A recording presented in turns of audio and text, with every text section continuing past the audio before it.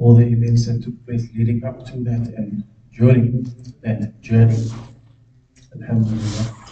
And so we ended off with the Prophet arriving in Medina. And we ended off with the Prophet getting off his camel and letting his camel, his sheep camel, when it was Qaswa, decide where he would stay in Medina.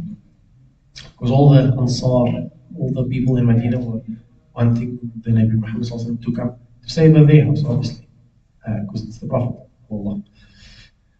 But nonetheless, that decision was left up to the camel of the Nabi Muhammad, whose name was Qaswa, and wherever she decided to stop, that's where the Prophet would be staying. And she stopped at the house of Ayyub al-Ansari. And next to his house was his plot of land owned by two orphan boys, which the Prophet ﷺ purchased from these two orphan boys. But before we go into detail of these events, I would just like to map out the lectures coming and what we'll be looking at going forward, inshallah. So this Medina stage, right? The 10 years in Medina, you can break it up into 3 phases. The first phase of Medina, approximately the first 6 years, is characterized by a lot of fighting, a lot of trouble, a lot of obstacles that the Muslims had to overcome.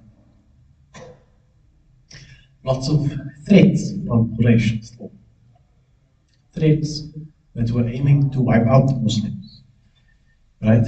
I mean, even that is the Battle of Badr, which was the do or die moment. You either win Badr or you don't, and then that would have been, the end of Islam if Badr wasn't won. But of course, we won Badr.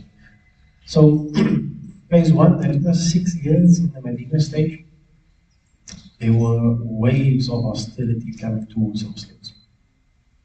And it ends with the Treaty of Al-Hudaybiyah, right?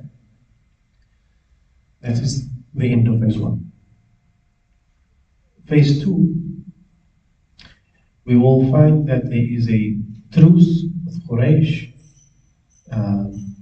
And during this phase, the Prophet ﷺ is also inviting kings outside of the Arabian Peninsula to accept Islam. So the Prophet ﷺ is giving da'wah beyond Arabia.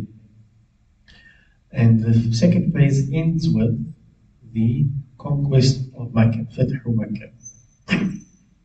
And that is from approximately the 6th to the 8th year after Hijrah. Right? And then in the third and final phase, more and more people are embracing Islam, and lots of tribes in the Arabian Peninsula are coming to Medina to, in a sense, give bay'ah to the Nabi Muhammad ﷺ. And Islam is now steadily on the rise, and many people are entering into the fold of Islam. And phase 3 ends, of course, with the passing away of the Nabi Muhammad ﷺ in the 11th year after Hijrah. So, obviously, with the phase 1. In phase 1, we're going to be looking at this establishing of the foundation of the Muslim community. That's what we'll be discussing tonight, inshallah.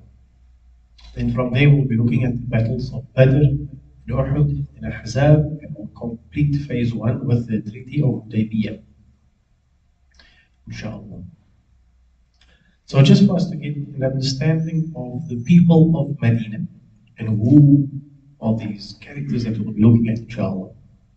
Who are the players in this, the characters in the story, right? The first category is, of course, the mu'minin, or the Muslimin, the believers, the Muslims. And they are either from the muhajirun, those Muslims that came from Mecca and moved to Medina, or these believers are the Ansar, the Muslims that or from Medina that accepted Islam. That's the first category, the mu'mineen. The second category of individuals we find in Medina is the mushrikeen, the polytheists, right? Those Arabs, those pagans that are still worshipping idols, not Muslim, and also now our third category of people in Medina, they're not Yahudi, they're not Jewish. And the Jews, they had many tribes in the city of Medina, some notable ones being Banu Qaynuqa and Banu Nadir and Banu Qurayza. So these were the three types of individuals that made up the city of Medina. You had your Muslim, your Mushrik, and your Yahud. The Muslims, the polytheists, and the Jews. So the establishing of this foundation for an Islamic state, that the Prophet ﷺ had to get right in order for Islam to grow as it did, of course. And the very first thing that the Prophet ﷺ sought to do was to build a mosque, to establish a masjid. And that started, the whole process of starting to build a masjid started immediately after the Prophet's arrival in Medina, at the place where Qaswa, his camel, was stopped. So as we mentioned a little bit last week, the land that this mosque was built on belonged to two orphan boys. And this land had palm trees and thorn trees and old graves from polytheists from years ago. There was no building on this land, it was dilapidated, it was vacant, right? But the Prophet ﷺ sought to buy this land from these two orphan boys. They wanted to give it as a gift for free, but the Prophet ﷺ made a point and bought it from them for 10 dinars. So the Prophet ﷺ asked the Sahaba to clear out the land, chop down the trees, clear out the graves, dig it up. These were old graves, mind you. Old that it was unmarked, the bones were gone, etc. All of that. So they cleared the land to make space to build this masjid, which they say originally was about 35 square meters, something along those lines. Not very big, but big enough, alhamdulillah. The walls of this first masjid was built using unburnt bricks, and the pillars were made out of the tree trunks, and the roof was just made of palm branches. And inside, the floor was sand and pebbles. There was no carpets, there was no reed mats, there was nothing, just sand and pebbles. And someone asked the Prophet, don't we want to make the roof strong? Because it was just leaves, palm branch leaves that were covering them. And the Prophet replied that we're doing it because we need to do it quickly. We don't have enough time to make a proper solid roof. We need to establish this masjid as soon as possible. And then later on they developed and improved it. So the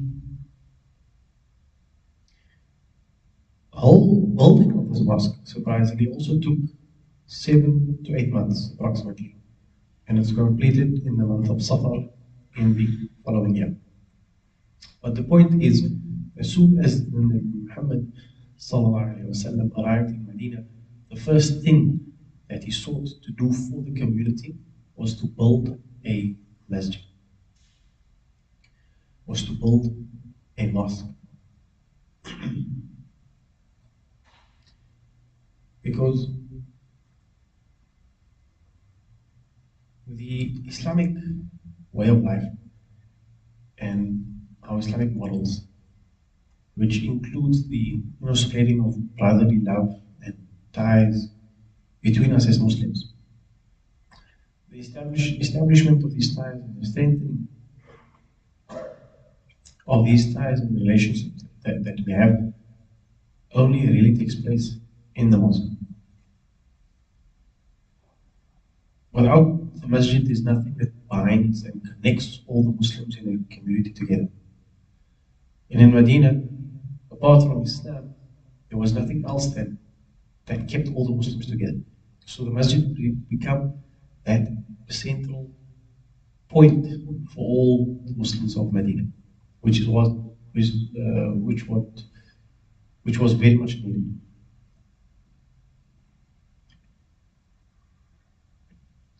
So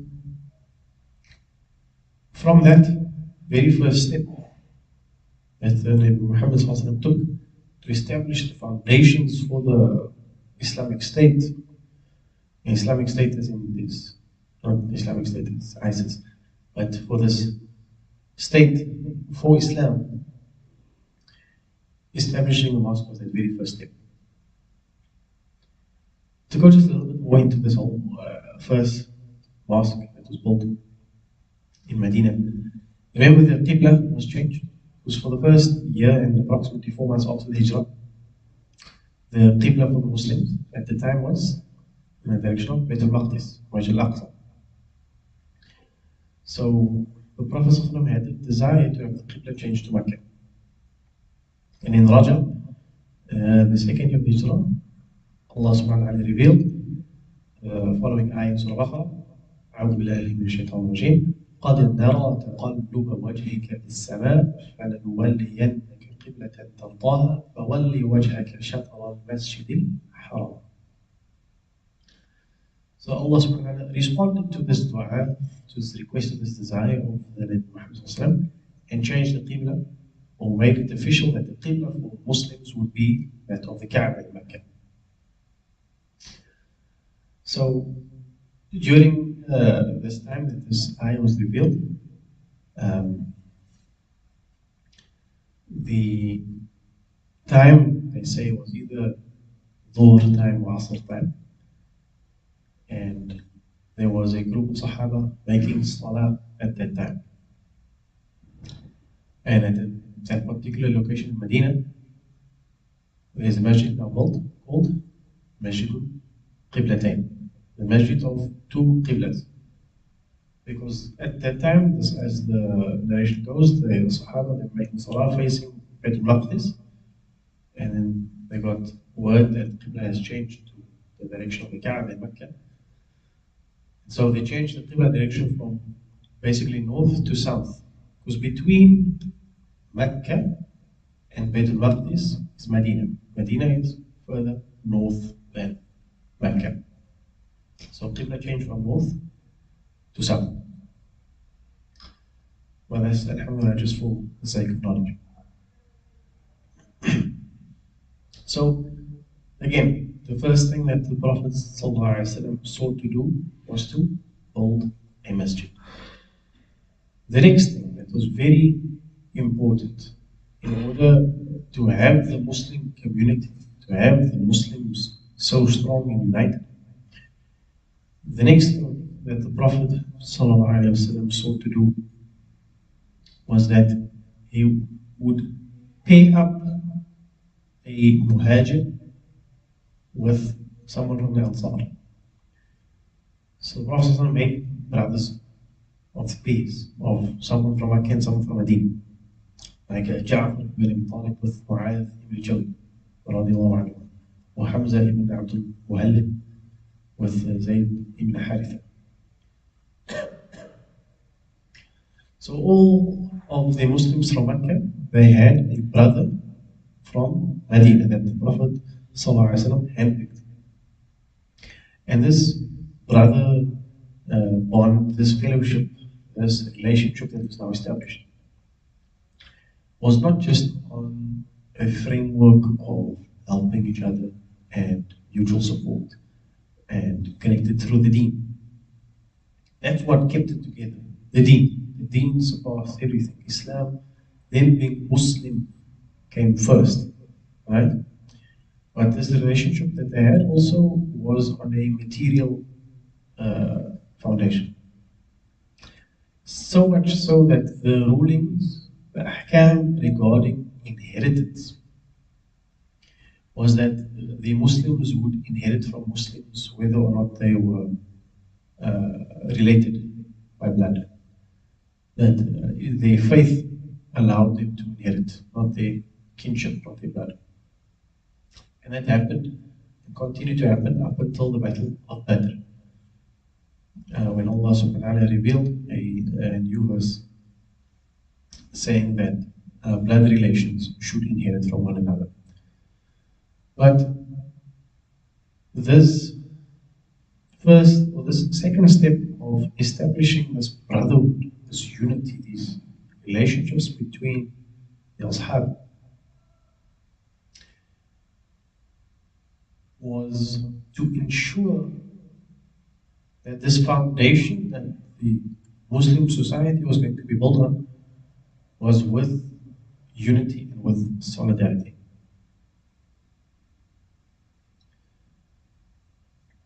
Because no state, no community, no society can come into existence and endure the hardships that they endured and fight the battles that they fought without this foundation of unity and solidarity.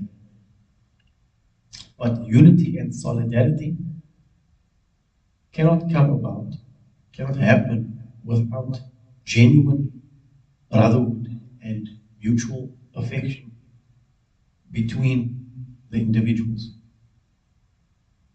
Because without that shared brotherhood, without that shared love, no group of people, no nation can ever be unified on one principle.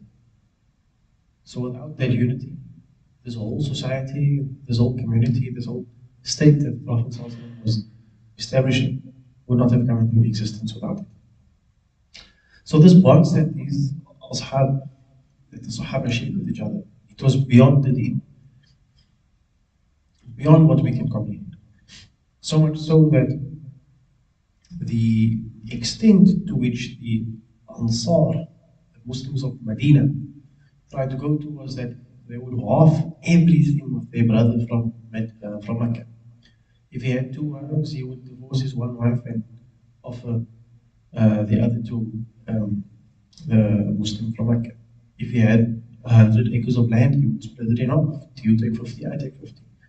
If he had 100,000, you take 50,000, I'll take 50,000. Everything, they went to that extent to share, split in half. Because the Muslims from Mecca, the Muhajirun, because remember they had nothing. They fled from Mecca. They immigrated from Mecca to Medina.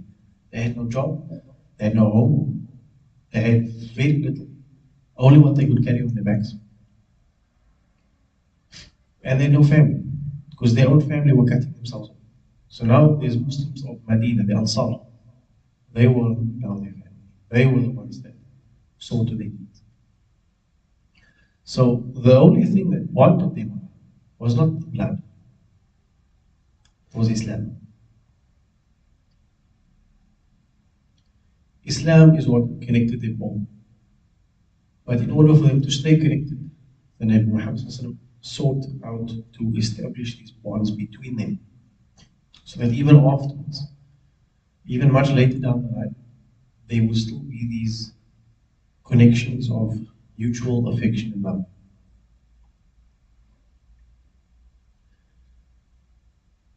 So this also addressed that social problem that I just alluded to earlier. This problem of the Muhajirun being homeless and jobless. In a sense, the Muslims were taking care of their own and looked after one another. And that is how their love and their bonds and their strength as a community grew. So, just an interesting story regarding the extent of this brotherhood is of Sa'd bin al-Rabi', who was from Ansar, and who was paired up with Abdurrahman ibn Auf, who was Muhajir. And Sa'd ibn Rabi' he said to Abdurrahman ibn Auf, I'm the richest man among the Ansar, and I'm glad to share my property half and half with you. I have two wives, and I'm ready to divorce one after, and after her iddah passes, then we get married. But look also at the character of Abdurrahman ibn Auf. He said, uh, thank you, but show me to where the market is so that I can make my own wealth with my own hands. And he prospered and he got married shortly afterwards. But that just shows the extent to which the Ansar were willing to go for the Muhajir. And Allah subhanahu wa ta'ala in Surah Al-Hujurat reminds us and highlights how the relationship should be between believers, between Muslims. Allah subhanahu wa ta'ala says, إِنَّمَا الْمُؤْمِنُونَ إِخْوَةً. Believers, the believers are إخوة, they are brothers. فَأَصْلِحُوا بَيْنَ أَخَوَيْكُمْ. So, make a sulh. Reconcile between your brothers. Keep your ties. Not family, believers. وَاتَّقُوا اللَّهِ. And remain conscious of Allah. Have taqwa. لَعَلَّكُمْ تُرْحَمُونَ. So that you may receive mercy from Allah subhanahu wa ta'ala. And the Prophet also mentioned in the hadith that we all know, لا يؤمن أحدكم حتى يحب لأخيه ما يحب لنفسه. None of you will have true faith, true iman. حتى, until يحب لأخيه, until he has this love for the brother what they love for themselves. They have this desire for good. The desire for good that they have for themselves, they also have that for their fellow brother. Not brother by blood, brother by Islam, or sister by Islam. The relation being through the deen. That is what we should be experiencing today. That Muslims should be helping Muslims. Muslims should be treating other Muslims the best. There shouldn't be any bad competition. There shouldn't be any fighting going on over meaningless things. The only competition should be in doing good, and the only fighting should be to establish the haqq, to establish the truth. Because that is what the Sahaba did. That is how they lived during the time thereafter, the time of the Nabi Muhammad. Yet unfortunately today we are finding that that is not the case. But may Allah grant us that understanding and ability to have relationships between the Muslims like they did in the time of the Muhammad. Coming back, the first thing, again to recap, that the Prophet sought out to do to establish this Muslim community. The first thing was the building of Masjid. The second thing was to establish this brotherhood and sisterhood between the Muhajirun and the Ansar. Okay, so now the Muslims are taken care of. The relationships between Muslims are sorted. But remember, we said that there were three kinds of people in Medina: the Muslims, Mushriks, and the Yahud. The relationship between Muslims, that's good. But now, what's the relationship between the Muslims and the other two? So the third thing that the Prophet ﷺ, which might just be the most important thing, the third thing that the Prophet ﷺ did was to write up or to establish what we can call nowadays a constitution. Because not long after the Prophet ﷺ arrived in Medina, most of the Arabs in the city embraced Islam and became Muslim. And it's according to Ibn Hisham. So most of the Arabs of Medina are Muslim, and we left with a few mushriks, and we left with the Yahud. So at this time, the Prophet ﷺ established a written agreement between the Muhajirun and the Ansar and the Yahud and everyone else that's a resident of the city of Medina. And it was a peace treaty as well with the Yahud. And this recognized the right to their religion and their wealth and granted them other rights. And there was conditions that had to be followed as well. So the whole text is quite long, obviously. It's like a constitution, so every point had to be made. But and you can find it on Wikipedia, actually. There's a more modern translation provided in Wikipedia. If you'd like to read it up further, inshallah. But this was an official, in a sense, governmental document. One of the first, if not the first, constitution that was written in the history of, I mean, maybe man for the last 1,400 years. And it was not biased to anyone. It was fair. It was comprehensive. And all of the points aimed to establish a foundation of justice that can be abided by everyone. And it included any and everything that we might face nowadays. So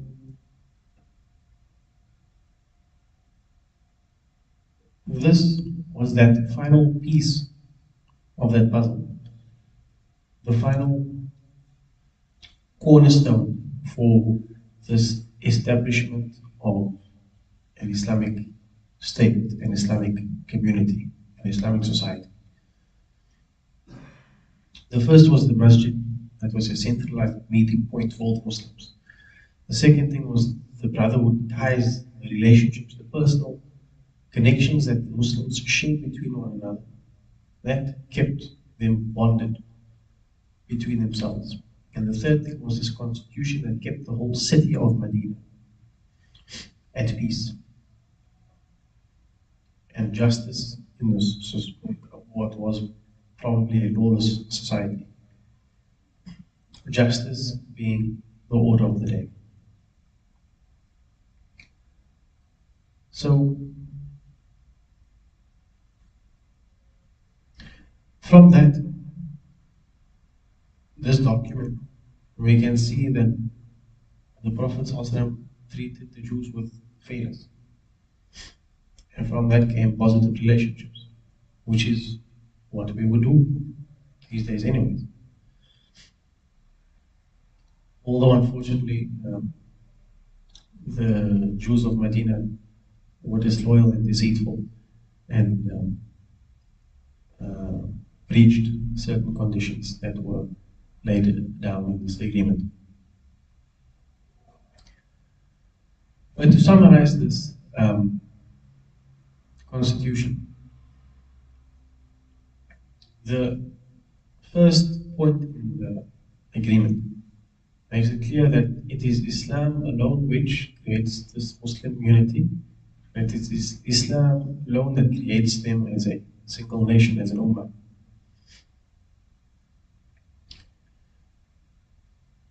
The second point that we can take from the Constitution as well is that this Constitution shows us one of the most important characteristics of an Islamic society, and that is that of cooperation and solidarity among its members,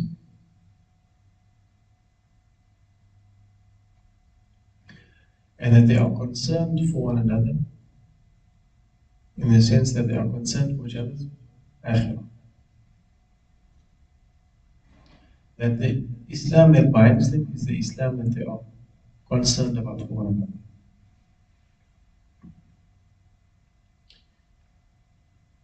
And the third thing that we can take away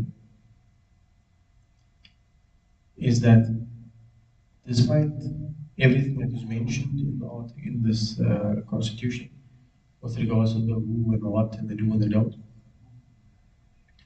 it was been made very clear in the constitution that all the Muslims, in all the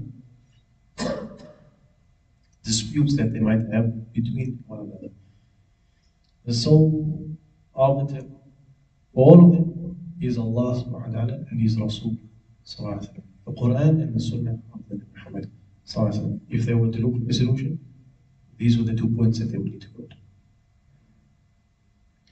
So from that, from these 3 points, the building of the masjid, the establishing of brotherly bonds between Muslims, and this constitution which established the rights and obligations on the people of Medina and the Muslims and the Jews, and this constitution that gave equality to all the citizens of Medina and accepted coexistence between the different religions. Through this document and through the guidance from the Quran and the Nabi Muhammad sallallahu alaihi wasallam, Medina has now become a fully established community, or ummah, you could call it as well, that is still comprised of different, smaller, different faiths and communities. And now Medina is a thriving, well-established state.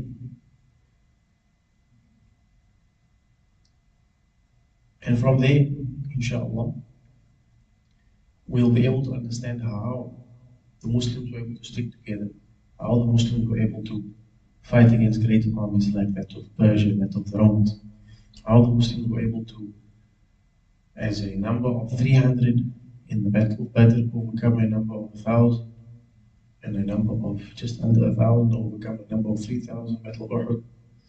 How they grew to an army of 30,000 by the time they conquered Mecca. Our Muslims that started as less than 100 grew to over 30, close to 50 eventually, in the span of 20 years. Or during the time of the Nabi Muhammad, how that number grew.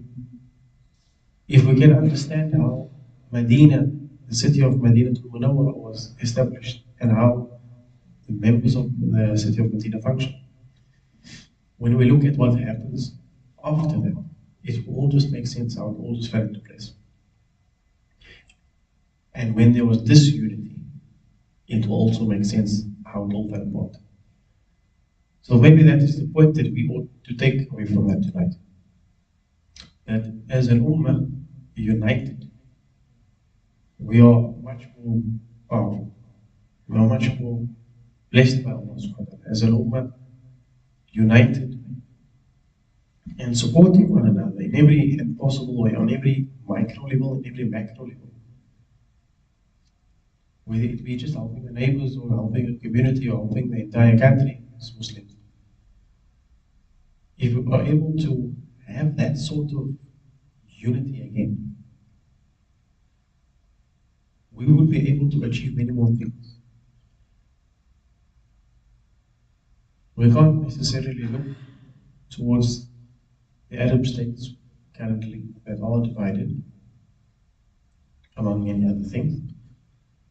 But locally in our community, Cape Town, there are many differences between us. But those differences do not contribute anything except to the beauty of the Muslim community that we have in Cape Town. And the community that we have in South Africa, the Muslim community that we have in South Africa, the differences between us in Cape Town and those in Durban and Joburg and Bloemfontein and PE and Kimberley, etc. As a country, we are already diverse. The Muslim population in South Africa is already extremely diverse. But all of these differences between us,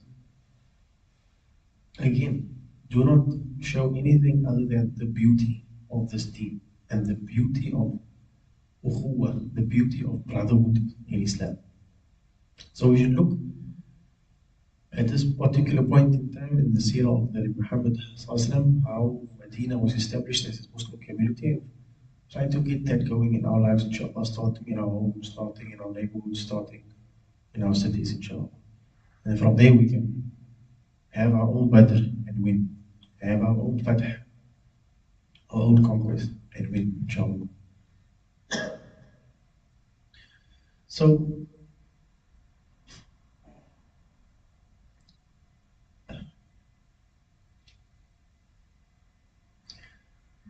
this foundation of this society, of the Muslim society, is what is going to be the thing that, well, the rest of what we'll be speaking about, inshallah, going forward, that will be it will be the reason why the Muslims succeeded, this foundation. Inshallah, next week, we'll be looking at the Battle of Badr and what lessons we can take from the Battle of Badr, inshallah. So may Allah grant us tawfiq and understanding and tawfiq in our establishing of our relationships and our ties and the growing of our Islam. And may Allah strengthen this masjid and all the other masajid in Cape Town and strengthen the community of Muslims in Cape Town and South Africa. And make the points of difference not points where we fight, but rather points that we can learn from and benefit from. Ameen. Ya Rabbal Alameen. So if there are any questions, for those that are maybe watching online, please feel free to comment and post those questions there. For those that are here tonight, if you're in the WhatsApp group, please feel free to post your questions into the WhatsApp group if you have any, inshallah. But may we continue to read the Seerah and have that mindset that it is not a history story that happened so many years ago. The Sahaba were human. The Tabi'een were human. The Prophet ﷺ was human. We are also human. The problems we faced, the challenges that we have, are very similar to what they experienced over 1,000 years ago. Still the same problem, just looks different. So let us read the Seerah, and learn from the Seerah, and apply whatever we can from the Seerah. And in that way, we will be living as Muslims closer to our Nabi Muhammad sallallahu alaihi wasallam, lived his life. Ameen ya Rabbal Alameen. Wa akhiru da'wana alhamdulillahi Rabbil Alameen.